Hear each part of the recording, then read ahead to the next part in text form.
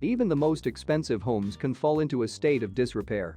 These mansions were once worth a fortune, yet today they sit in varying states of decay, open to the elements and taken over by nature. From a marble mansion whose owner fled to the extravagant wastelands of Billionaires Row, take a look inside these abandoned mansions once owned by the world's super rich. The Jackaling House was built in 1925 by famed architect George Washington Smith. The Spanish Revival-style home was purchased by Apple co-founder Steve Jobs in 1984, who lived there until 1994, when it was left abandoned.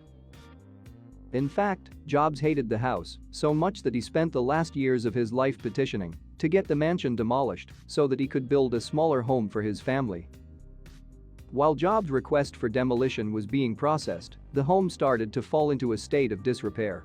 With no one to look after it, the opulent decor began to be taken over by nature. Although the paint is peeling and the plaster crumbling, it's not hard to see the past splendor of the 35-room mansion. Spread over 15,000 square foot, it even had a massive pipe organ. Located in the affluent town of Woodside in California, the abandoned mansion offered open-air balconies, a games room, marble bathrooms, and a grand staircase complete with a chandelier when it was in its prime.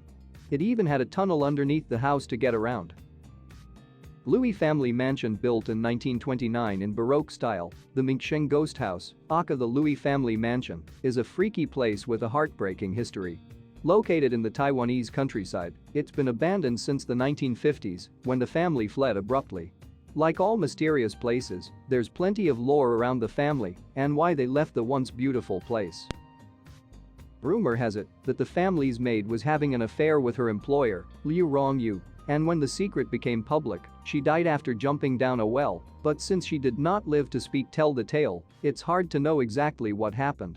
A few years later, the property was occupied by members of the Kuomintang of China, many of whom were also thought to have died of suicide, which exacerbated its reputation as haunted.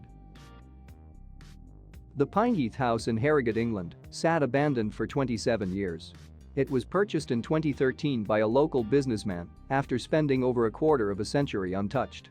The mansion dates back to the 1920s and was originally owned by wealthy aristocrats Sir Danjibhoy and Lady Bamanji.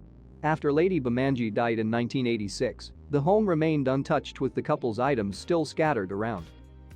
The mansion was left to Lady Bamanji's daughter, Maru Jahangir, who left the home as it was prior to her mother's death. She passed away in 2012. A doll that appears to have been left behind by the couple was found in one of the home's 40 bedrooms, and a playlist of songs was left in the ballroom. The couple lived in the home during the colder months of the year and spent their summers at their home in Windsor, England. The current owner has vowed to turn the mansion back into a luxury home. Junshiro Kawamoto's abandoned mansion, once belonging to billionaire Japanese businessman Junshiro Kawamoto, this mansion in Japan was discovered by urban explorer Dan of Exploring with Fighters. It doesn't look like much from the road, but just wait until you see what's inside. Kawamoto spent his life buying luxury properties in Japan and Hawaii, only to leave them uninhabited until they began to slowly fall apart. In 2013 he was arrested for tax evasion, leaving his very own mega mansion. Urban explorer Steve Ronan found that the house was once home to Kawamoto's art collection. In fact, the property mogul has left many of his marble and bronze statues dotted around the home, with over 100 of them sitting in the basement. Long left abandoned, the stairs leading upstairs were once lined with plush red carpet. Today, however, they are littered with rubbish and dirt, maybe from Kawamoto's rush to leave. Captured by Ronan, the huge dining area almost doesn't look abandoned. With its shiny marble floors, statues and gold chandeliers, it looks like the ultimate place to host a dinner party. It's only the half-full whiskey bottle and dirty glasses on the dining table that make it seem as if time has stood still. The mansion sits on the edge of a bluff, with panoramic views out to the ocean and beyond. You can see the living space is rundown, with only a ruined sofa and coffee table sitting among the grand marble and bronze statues. The bedroom is perhaps the most opulent space in the mansion. A tired-looking mattress sits on top of a red fabric platform, while a tiger skin rug lays just out of shot. The chandelier has crashed to the floor, and a lonely pair of shoes still sits neatly on the side. It's hard to accept that these incredible properties are standing empty. This spectacular neo-classical revival masterpiece known as Linwood Hall is considered one of the greatest surviving Gilded Age mansions in America. Built between 1897 and 1900 for businessman Peter A. Rell Brown Whitener, now considered one of the 100 richest Americans in history.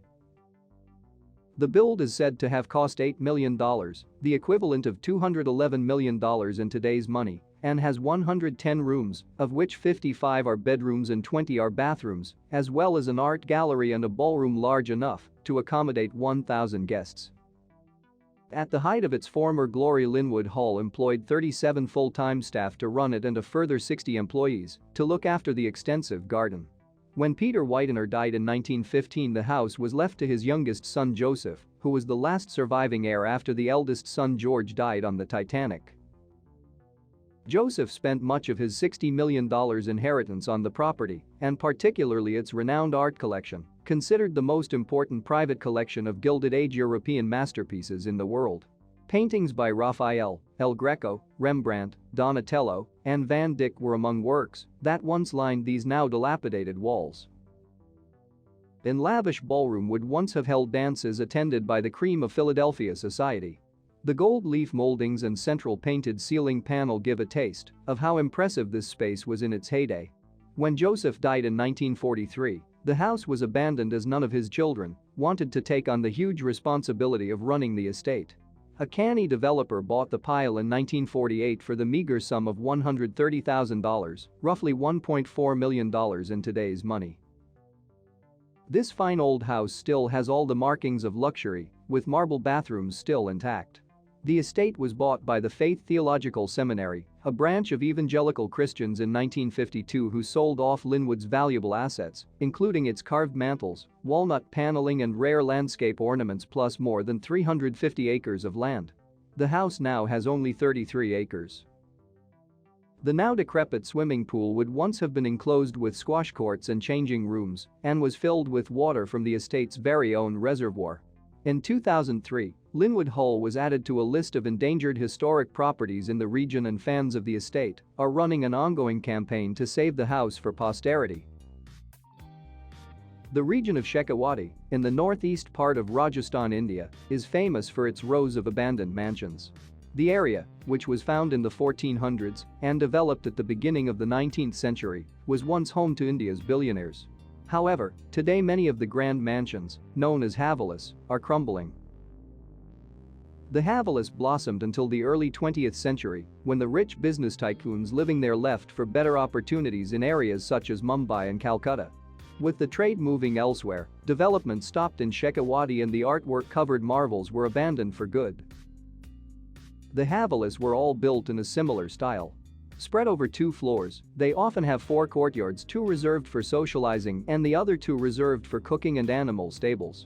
The entrances are made up of ornately carved wood, with mirror work and detailed paintings running throughout. These days, most of the havelis have fallen into disrepair. Authorities in the region will only allow the mansions to be sold to people who will maintain their heritage and to restore the mansions to their former glory. Now a ghost town, many of the mansions of Shekhawati still retain their air of glamour despite their state of disrepair, reminiscent of the abandoned palaces of Europe. The Bishop's Avenue in North London is one of the capital's most expensive stretches of real estate. A third of the mansions along here have been left standing empty and abandoned, many of them left to fall into ruin. Owned by foreign investors who leave the home uninhabited, around 20 of the homes stand entirely derelict. Many of the homes were built in the late 1970s and have been left in varying states of decay. This empty hallway, captured by explorers beyond the point, is falling apart, with a caved-in ceiling that has let in the elements. However, it's easy to see elements of faded grandeur still in place, such as the gold banister and stained glass windows within this cavernous hallway. As unbelievable as it may seem, some of the homes have been left untouched for over 25 years. This conservatory looks like the owners have just upped and left, with an ashtray still on the rattan table and faded magazines stacked high. The Bishop's Avenue has been dubbed one of the most expensive wastelands in the world by developer Anil Varma, who owns a property on this notorious street. The furniture appears unchanged, with the contents behind the locked doors having been preserved like a time warp. What was once the ultimate place to live in London has become an entire street of wasteful ruins and decaying buildings that are said to be collectively worth £350 million, $449 million. Is there anything creepier than an empty swimming pool? This room has been left with hanging wires and grime at the bottom of the pool. The mirror and huge skylight show what it once could have been, a sad metaphor for this abandoned Billionaires Row. And now for the one I personally find most fascinating, the Los Feliz murder mansion.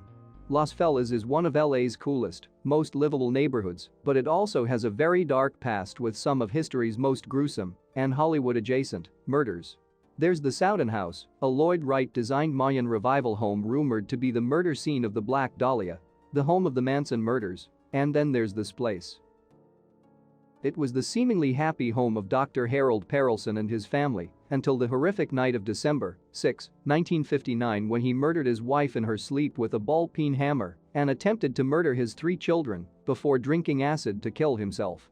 Fortunately, his eldest daughter let out a scream when he struck her in the head, waking up the younger children, who then walked into the hallway to find out what was going on. During the commotion, they were all able to flee. Before the murder-suicide, he was a successful doctor who invented a new type of syringe after investing most of money into its research and production, but he got screwed out of the rights, leading investigators to blame financial problems. Other creepy details include a passage of Dante's Divine Comedy left open on his bedside table. 2 years later, it was sold to the Enriquez family, who used it as a storage unit, and their son continued to do so until he sold it to a couple in 2016 who had plans to fix it up. But it seems to have scared them off because within a few years, it's on the market again. Thank you guys so much for watching. And as always, I would love to hear your comments and ideas below. If you have enjoyed today's video, please to subscribe and remember to click the like button. Stay with us and have a great day.